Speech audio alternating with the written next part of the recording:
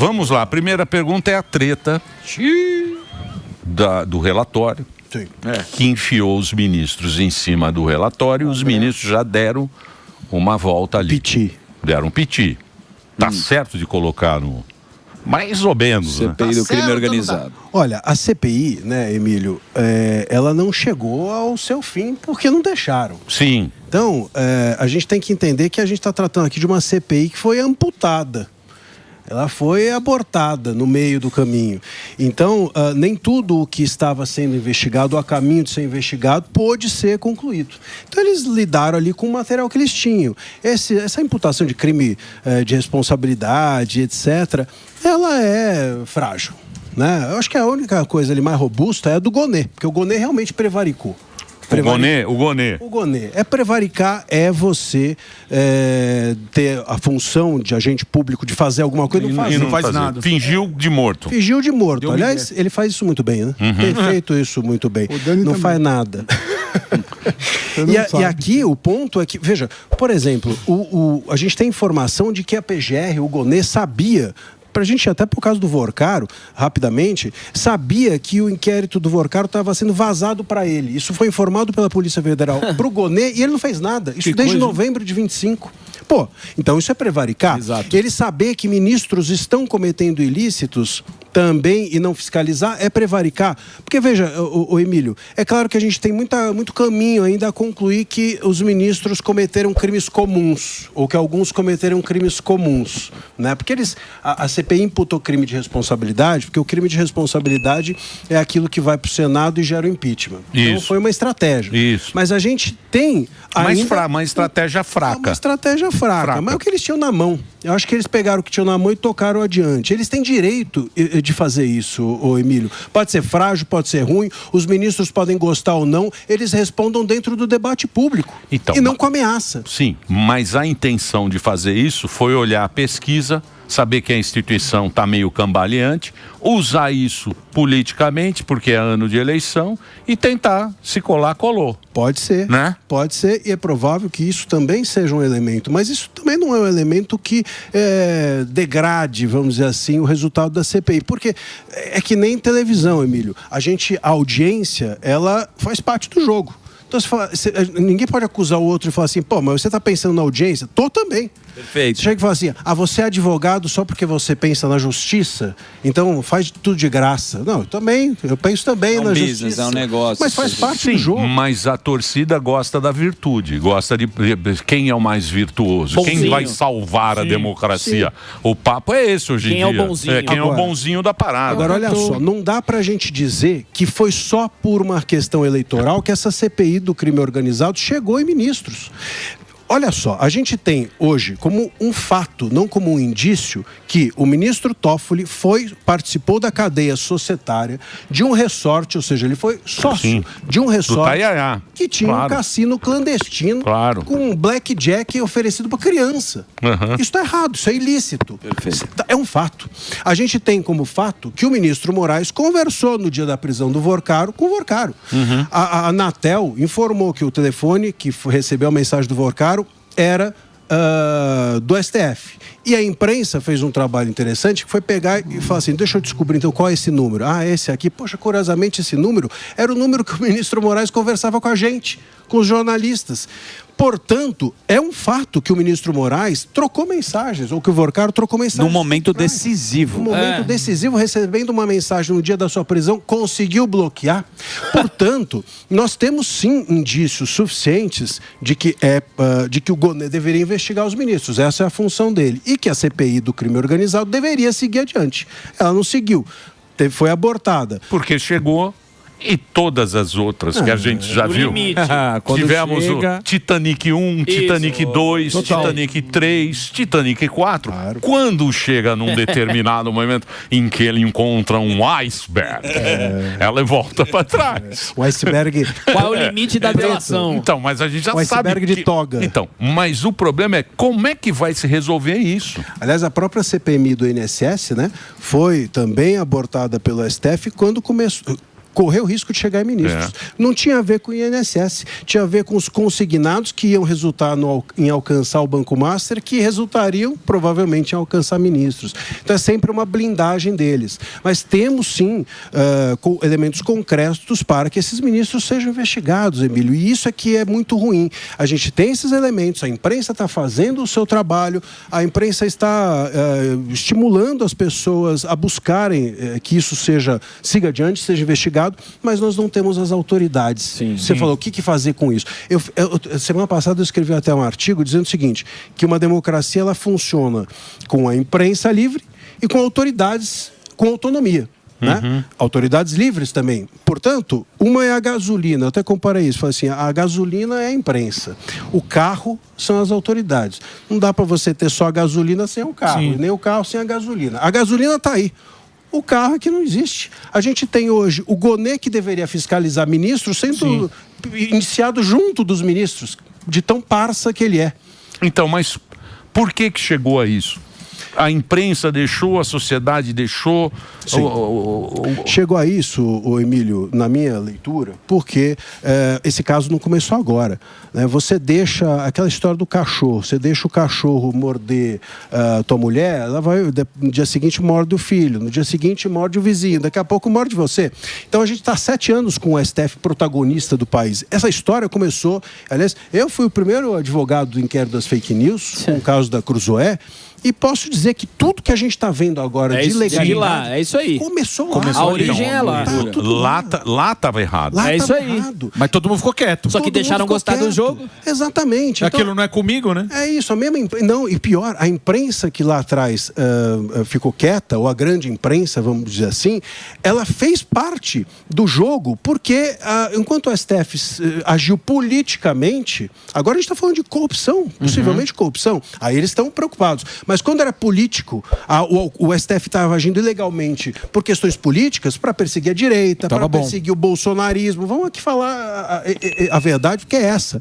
O bolsonarismo era um risco na visão do STF, porque o bolsonarismo era capaz, a direita bolsonarista era muito forte nas urnas e etc. Eles tinham receio de perder essa parceria com o governo. E então eles desidrataram o bolsonarismo, desidrataram essa direita, e a imprensa gostou disso.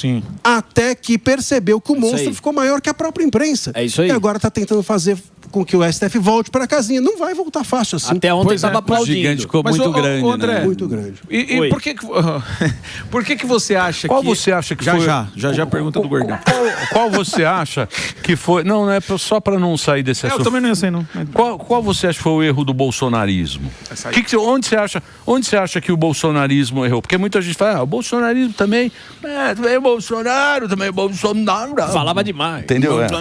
Onde teve por que o bolsonarismo? Porque o bolsonarismo ele quebrou uma regra que foi 30 anos do PT, o caramba.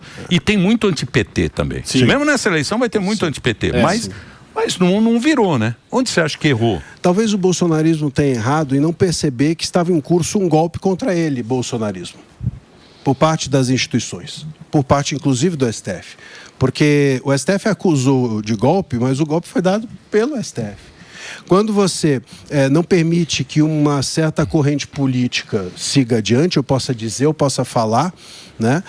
As pessoas foram presas. A gente está... Veja, na semana passada, anterior, o Moraes deu uma decisão mandando prender um cara porque doou R$500. Sim, pois é. Pix, um absurdo, né? Um senhor de 71 anos, preso por 14 anos, porque doou um Pix de R$500. Se você fizer a conta dos R$500 por 14 anos, dá um ano para cada R$35. Imagina só. A gente fala de um ministro que está sendo questionado por um contrato de 129 milhões de reais.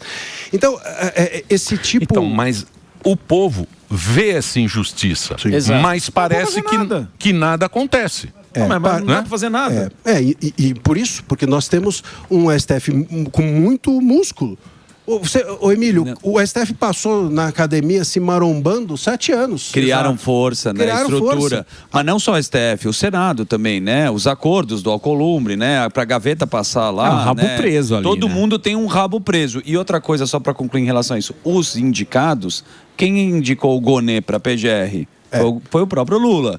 Não foi? Eu estou equivocado? E o Senado reconduziu o Gonê agora no passado. Então, meus amigos, como é que faz uma coisa que o governo... Então, mas aí... Tá tudo em casa. É rabo preso ou é interesse?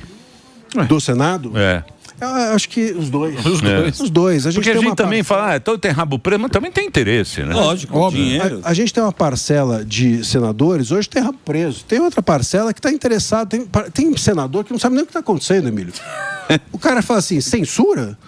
Aí você conversa com o senador e fala, censura? Mas como assim? Né? O cara tá só preocupado lá com a base dele, com o dinheiro. A verba, né? Grana, entendeu? Então, um problema sério. Tem uma ignorância também muito grande em alguns parlamentares.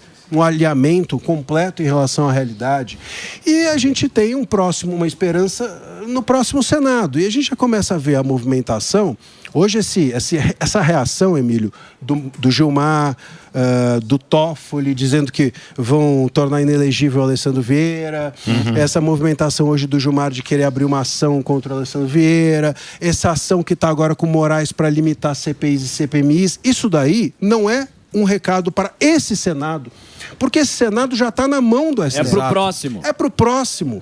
É isso. Eles estão querendo, porque esse Senado de agora, o próximo, vai ser eleito com o STF como a pauta. Então, impeachment de ministro, combate ao STF. Esse Senado que virá no ano que vem será muito forte nisso, até porque o eleitorado vai cobrar. Pô, vocês não disseram lá que vocês iam fazer isso? Agora é que o STF começa a querer cercar o próximo Senado. Exatamente. É assim que eles vão agir. Eles antecipam. Eles antecipam. André, por que você acha que agora a imprensa... eu não sei se acordou ou percebeu, porque assim, a gente estava falando aqui outro dia a respeito disso, que é inimaginável o tanto de notícia que fala, o supostamente, Alexandre de Moraes e tudo mais. Se fosse um tempinho atrás, não sei muito longe, 2 anos atrás, essas emissoras talvez estariam no inquérito de fake news. Por que isso não está acontecendo? Com tanta coisa que estão se falando dos ministros, por que você acha que alguém permitiu que fosse aberta essa caixa de Pandora sem nada acontecer com as empresas? Ou qual que é a sua análise sobre isso? Eu acho que a imprensa vamos separar aqui, né? As imprensas, a gente tem vários tipos de imprensa no país, mas tem uma imprensa que estava cega, né, até então, e essa imprensa foi conivente. A minha leitura é que para ela interessou. Exato. Veja, continua interessando. Esse assunto aí dos R$500 doados, vocês viram repercutido? Nada. Continua. Você vê a grande imprensa se preocupar se a moça do batom lá tá bem ou tá mal? Tá viva ou tá morta? Não estão nem aí. Então a questão continua sendo um interesse em determinado ponto. Se eles se interessam por um STF ser ou não corrupto, mas não se interessam por um STF ser ou não político, interferir na política nacional. Esse é o grande problema do Brasil. Se a gente permite que o STF seja ilegal às vezes, ele vai ser ilegal nas vezes que ele quiser também. Exatamente. E aí sai do nosso controle. E isso entra também, né, professor, aqui nesse inquérito que o Zuzu até trouxe a notícia do Alexandre de Moraes, o Flávio Bolsonaro. E ali ele não teria, hipoteticamente, a imunidade parlamentar? E aí, como é que faz? É outro arranjo mais... Outro. O artigo 53 é claro, né? Quaisquer palavras de parlamentares são invioláveis. Como é que você interpreta quaisquer e invioláveis de uma forma diversa do que está escrito? Não tem como. E tem um outro ponto. Abrir inquérito para apurar crime contra a honra, no caso uma calúnia, é já ilegal de cara, de saída. Emílio, para que serve o inquérito? Inquérito serve para você apurar a autoria do fato, de quem fez o fato, e a materialidade. Isso. Ou seja, quem fez e o que fez. Pô, se o cara escreve um post, alguém tem dúvida de que foi ele? E tá lá escrito. Então não tem o que apurar. O inquérito é só mais um instrumento, uma espada na cabeça do futuro candidato Flávio Bolsonaro. É isso aí. O STF continua Fique bonitinho no seu cantinho. Não saia da linha. Fica na sua, que a qualquer momento... É chantagem. Mas a gente viveu aí, se você pegar bem, Marcília, um chantageando o outro o tempo inteiro. Se você pegar aí a história recente nossa aí, era um chantageando o outro. Sim, né? sim. Parte do jogo. A gente, veja só, a gente nunca foi uma maravilha, né, Emílio? Não dá para dizer que o Brasil, nós tínhamos uma democracia incrível e agora ela se perdeu. Não, sempre foi uma porcaria. Ela é relativamente uma porcaria. Só que agora ela ficou indecente.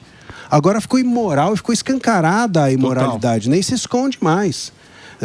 É isso. É a criança com bigode de leite falando assim, não sei onde está o leite. Não fui eu que peguei, não fui eu que tomei. Isso é que cria um clima muito ruim. Não dá para a gente seguir adiante, virar a página, enquanto tem ministro sendo acusado de cometer corrupção, pô.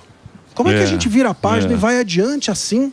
Na força. Mas você que é um bom advogado, qual que é a ferramenta jurídica para isso mudar dentro do STF e essas decisões não serem mais monocráticas? Porque me parece que não tem mais esperança em relação a isso. Se a gente vai para o Senado, não vai passar pela Alcolumbre. Se a gente vai para os ministros do STF, a maioria vota contra. Tem 2 relatores que estão passando. Como que faz? Não tem. A gente precisa ter uma reforma do judiciário. Não tem outro jeito. O que precisa é uma reforma. Mas para haver uma reforma, a gente tem que ter uma pacificação. Não dá para chegar e falar assim, é que nem reforma de casa. Você chega para tua mulher e fala assim, vamos fazer uma reforma? E ela fala assim, não quero.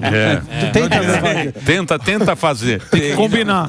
Começa. Mas fala, não quero gastar muito. Não quero gastar muito. Ela quer eu quero mármore de Carrara. Ela quer não sei o que. Não tem jeito. Enquanto não houver algum tipo de pacificação e calmaria, não tem como fazer reforma. Mas nesse caso, teria como algum ministro ter um bom senso ali e falar assim, eu não sei, isso é uma pergunta de leigo. E tem, assim, tem muito pulando do cavalo. Tem muito. Mas tem muito pulando do cavalo. Tem como o ministro falar assim, melhor você se afastar e meter uma canetada também, sozinho, e falar, tá afastado ou não tem como, só o Senado, quem pode fazer isso? Quem poderá... A gente tem visto, por exemplo, algumas posturas diferentes dentro do STF, por exemplo, como com o André Mendonça. O André Mendonça, eu creio que ele vem dando algumas decisões que não são iguais às dos demais. Só que é o seguinte, e aí entra um outro ponto, não adianta você também ser totalmente legalista. O André Mendonça fala assim, eu vou ser legalista ao extremo. Então eu dou uma decisão, por exemplo, prorrogando a CPMI do INSS, agora eu vou entregar para os meus colegas referendarem a minha decisão, porque isso é o mais correto. Aí os caras vão lá e derrubam a decisão dele. Então é que nem o cara quer, o pessoal fala, né, ser freira em bordel. Isso. Não tem como. Não tem como. Então, hoje você precisa, dentro do STF, de ministros que sejam legalistas, mas que entendam também o jogo que se joga ali. Né? Como é que as coisas vão sendo articuladas para também haver uma reação política. Muita gente me pergunta, que ministros que você acha que deveriam ser indicados e etc. para o STF, porque o próximo governo vai indicar 2, 3. Eu penso que deve ser uma pessoa capaz, comedida, com, enfim, conhecimento jurídico, mas não tem como ser só isso. O cara vai ter que entender que se tornou um tribunal político. Exato. E se ele não souber se posicionar nesse jogo, ele vai ser engolido. Exatamente. Aí não adianta. Aí você falou do Bolsonaro, muita gente fala isso também. O Bolsonaro errou na indicação desse, aquele. A indicação não é só de ministro. Tem que ser um ministro que entenda o jogo político para a gente desfazer um pouco a política dentro do STF. Então, mas até então, os velhinhos, quando ele entrava na Suprema Corte, ele já não tinha mais esse que tal indicou ou outro indicou. Eles iam ali em cima da Constituição. Não sei se agora tem televisão, se virou meio uma coisa de a pompa do sucesso, né? Porque os caras são superstar hoje, pô, né? Você não viu lá o Alexandre, aquela capa dele? BTS. Tem um comercial. Nem o Batman tem uma. Não, tem uma capa do Times, eu não sei. É um ensaio fotográfico. Ele senta ele em pé assim, eu falei, nossa, imagina, porque ele tem muito poder. Ele assina, cumpra-se e sai de circulação. Marcília, saia de circulação. Olha lá. Tchau, pessoal. Cumpra-se. E assina. Eu acho que essa que muito você tá falando é uma que ele tá com fundo vermelho. Bonito. Em cima ele subiu num banquinho assim. É um booking, não é? Então, mas ensaio. Mas é o momento que a gente tá vivendo, né, Marcília? É o momento. É o momento que a gente tá vendo. Xandão daqui, Xandão de lá, o cara cresce, pô. Acho que aí tem dois elementos que são importantes. O primeiro é que o STF se tornou protagonista da vida pública e política do país em 2019, porque ele deixou de ser a última palavra. Era sempre assim, o STF tinha muito poder, mas era a última palavra. A gente tinha outras pessoas falando. Hoje o STF é a única palavra. É a única palavra. As coisas começam e terminam nos ministros, e muitas vezes de forma monocrática. Então imagina o poder, é um poder grande você dar a última palavra, mas imagina o poder de você dar só a sua palavra, só a sua palavra vale. Ninguém mais fala sobre isso, eu decidi, acabou. E sozinho, sem os seus colegas. Esse é um ponto que isso não existia. Isso começa em 2019 com o inquérito das fake news. Então tem esse ponto. E o segundo ponto é que a gente começou a colocar ministro muito novo e ministro explicitamente ligado à política. Explicitamente. Os governos anteriores tinham um pouco de pudor. Pô, vou colocar um cara que eu conheço, claro, não vou colocar um desconhecido, mas não vou colocar o meu advogado, pô. Sim. Não é? Pô, advogado. É muito na cara. Não, é tão na cara que agora vai ter mais uma. Gostaria de saber da sua opinião sobre o Bessias, que, aliás, o Partido Novo e o PL. Foi adiantada adiantaram a Sabatina. E o Partido Novo, junto com o PL, disseram que não passarão. Duvido também. Foi para dia 29, não é isso? Vai ser 29 e dia 30 será a sessão... Bessias, como se avalia ele na parte jurídica? Então, salvo engano, vai ser dia 29, a do Bessias, a Sabatina, e depois no dia 30 eles vão votar o PL da dosimetria. Ou seja... Parece claro que é uma jogadinha, né? Uma coincidência. Eu aprovo o Bessias num dia e toda a direita fica feliz. Toda a esquerda fica feliz. Depois eu aprovo, eu tiro o veto do Lula sobre a dosimetria no dia seguinte, toda a direita esquece a do Bessias. Exato. Do dia anterior e segue o jogo. Parece que ele está aprovado. O que se diz é isso, que o Lula já tem os votos. Acho muito difícil, inclusive, que o Lula tivesse voltado com essa indicação. Ele demorou... Ele tem cara de sofrido, né, o Bessias? Tem. Ele tem cara de quem tem cara de sofrido. Sofria bullying na escola. Né? Olha lá o Bessias. Mas também, sobrancelhinha de Murilo Couto. Mas ele é rápido, ele é rápido. Parece mas se o cara é indicado por quem seja, chega lá e faz o papel, beleza. Isso. Não é? Sim. Claro, beleza. Claro. Porque a regra... vai fazer o papel? Não, eu sei, a regra é essa. É copiado do americano. Eu tô ligado. O americano que tem esse negócio aí do presidente indica, tal. Tem essa mania. Se o cara vai lá e cumpre o papel dele, beleza. Se o Lula indicou, o Fernando Henrique ou o Bolsonaro, é a regra, pô. Mas a experiência que... Não, mas quando entra na instituição, que é aí que tá o negócio, né? Aí tem que olhar a Constituição. Aí é a independência, né? Mas olha, a independência do cara. O Marcelo acabou de falar, virou político isso aí, não é? Ô Emílio, vamos lá, vou fazer um exercício aqui junto. Se você não tem a menor capacidade de entrar no STF e eu te indico porque você é um camarada meu, você vai fazer o meu jogo. Porque você sabe que você só está lá por isso. Se você é um baita de um jurista, um cara conhecido, um cara e você me indica, eu falo, bom, eu estou indo lá porque eu sou o que eu sou. Por acaso, você me conhece e me indicou. Então, aí... Isso é dever favor. Não é? Então, pois é, se eu sei que eu só estou lá, eu não sou um cara completamente incapaz, eu não tenho nenhum saber jurídico, a minha reputação eu nem tenho, imagina se ela é ilibada. Sei, mas aí... É a gratidão. Eu sei, mas ninguém tira. Porque esses caras ninguém tira. Não tira. Então, é a mesma coisa. Você foi indicado, bem, agora você me indicou. Problema seu. Tchau, pessoal. Marcília. Tchau, pessoal. Agora eu vou fazer meu trabalho bonito aqui. Não vem com essa conversa. Mas não é assim. Vem com gratidão, não. Não tem, mas tem gratidão. Aqui é nós. Ô, professor, mas levando em consideração essa questão que você acabou de levantar, essa última fala da Carmen Lúcia, quando ela pega e fala assim, eu sei que eu não tenho nenhum problema em fazer as coisas dentro da lei. Isso será que foi só uma fala para soltar ali na hora ou realmente já quis dar uma indireta para uma galera que ela já fez isso outras vezes também? Eu acho que a Carmen Lúcia, alguns deles querem criar algum tipo de descolamento dos ministros que estão mais sujos. E disse que foi uma puta professora, hein? Então. Diz que foi uma professora de grande categoria, Carmen Lúcia. Mas agora ficou nessa história woke, ela entrou num wokeismo aí meio maluco, né? Ela chegou a dizer que as mulheres sofrem discurso de ódio.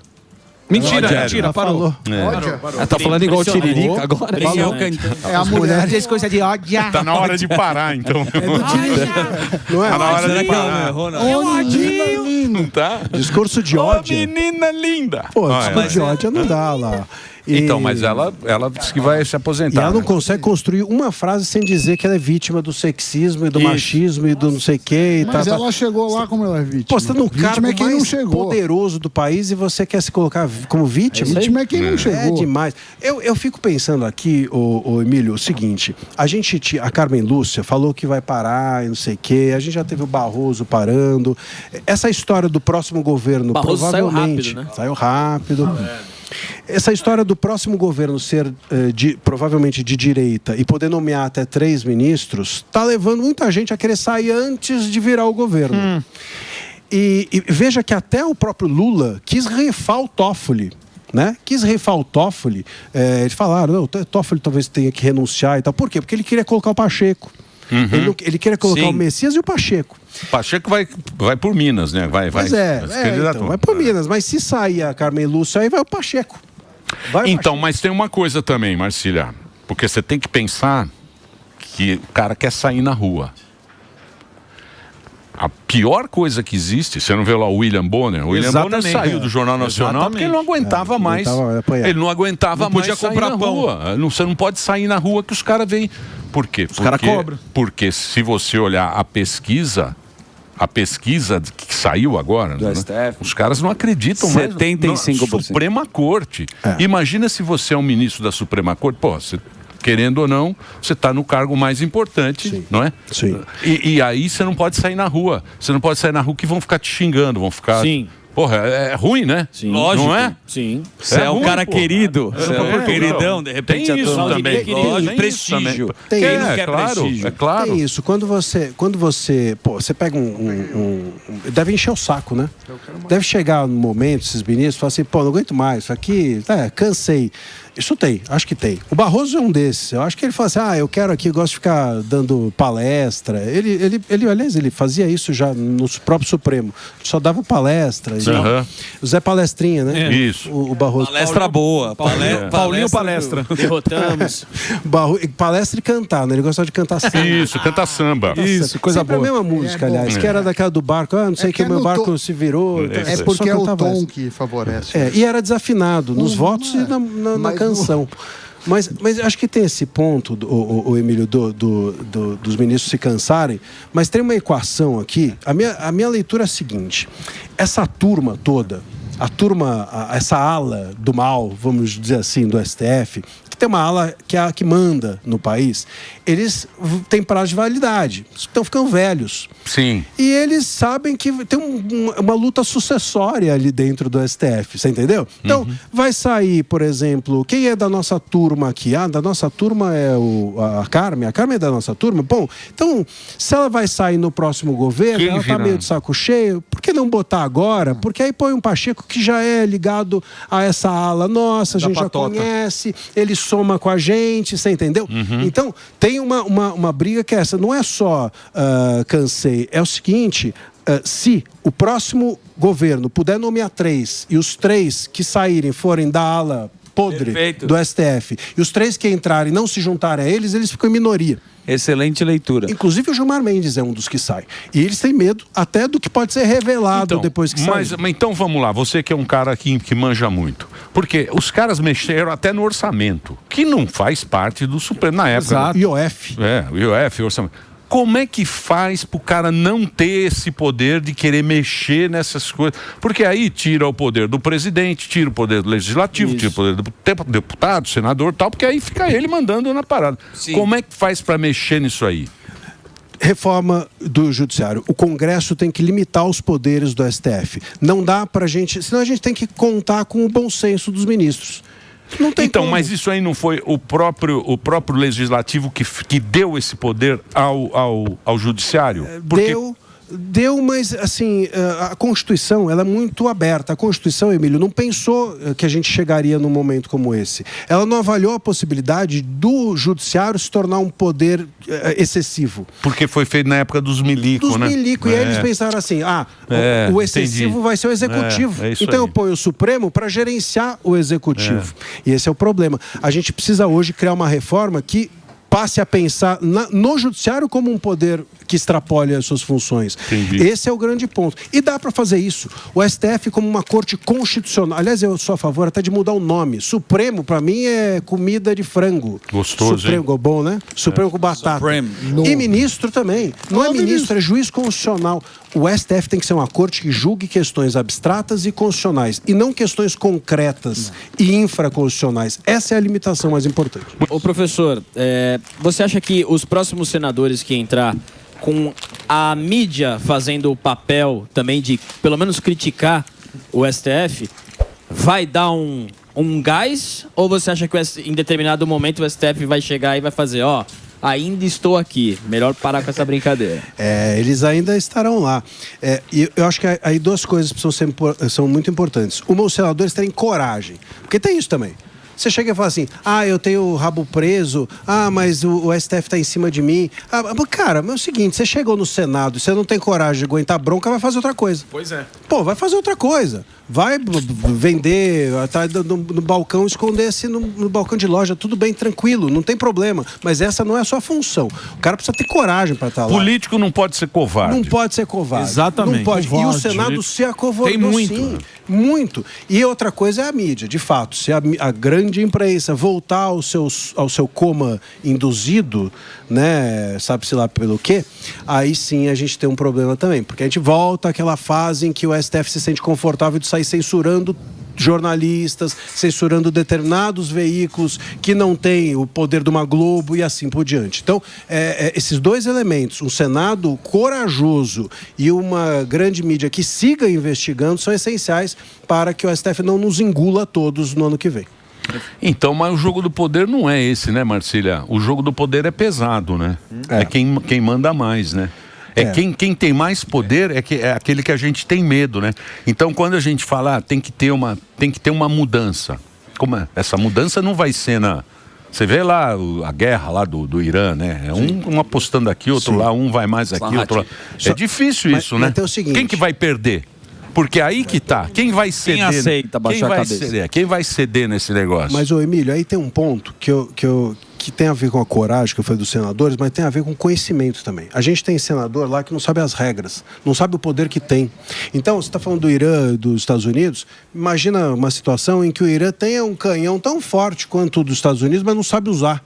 Não sabe ligar, o canhão acende, estoura para trás, sabe? Que nem os Trapalhões, acendia, a bola via para trás. Sim.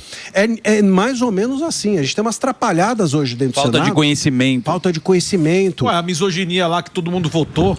A misoginia. Pô, pelo amor de Deus. Hoje não tem... Os caras não lê. Raramente você vê, Morgado, um senador que chegue para o Alcolumbre e diga o que tem que ser dito. Exato. Pô, entra lá, levanta a voz e fala o que tem que ser dito. Isso não tem. Antigamente, aqueles senadores que às vezes a gente nem gostava, eram senadores ali fisiológicos, como a gente falava, só estavam interessados com o bolso deles, etc. Mas conheciam as regras do jogo, faziam as costuras de bastidores necessárias, enfrentavam na palavra, sabiam confrontar, sabiam usar a imprensa. Renan Calheiros. Por exemplo.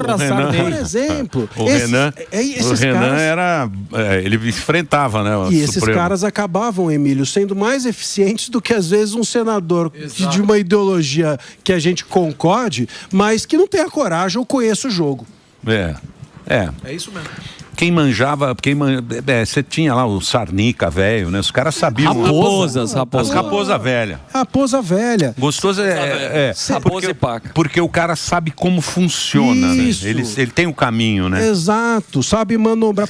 Como é que um cara com um Alcolumbre, com uma votação irrelevante... Exatamente. Irrelevante. O cara não tem 190 mil votos, ele não conseguiria nem... Aqui, se ele fosse deputado de São Paulo, não era eleito. Não vira síndico. Não vira síndico, não é? Então, um cara desse... Aliás, do Amapá, o Amapá está nos devendo, né? Ele é do Amapá. Ele está preocupado lá com o prefeito. Tem um negócio do prefeito lá. Tem um negócio do prefeito. Então, mas esses caras, como é que eles chegam à presidência de um Senado? Porque sabem manobrar. Exato. Então, a direita precisa aprender a manobrar. Não adianta ter maioria. Tem que saber manobrar, tem que saber... Manobrar no bom sentido. Tem que saber usar essas ferramentas que tem. Eu sou um baita de um jogador de futebol, eu sou hábil, mas se eu entro em campo e pego a bola com a mão porque eu não sei a regra, o que adianta? É isso. Marcília, mais uma pequena aula. Grátis. A nossa audiência. agradece, porque você vem aqui dar uma aula. Mas o que eu indico para você é o canal do Marcília. Muito bom. Bota aí o canal do Marcília no YouTube, André Marcília YT. YT, que é de YouTube. De YouTube. André Marcília. Marsiglia. Marsiglia. Tem família. Italiano. Marsiglia. André Marsiglia no YouTube. Ou então você no Instagram já tem um caminho que é @Marsiglia_André. É isso. Professor, muito obrigado por você ter vindo. Eu que agradeço. Sempre é um prazer receber você.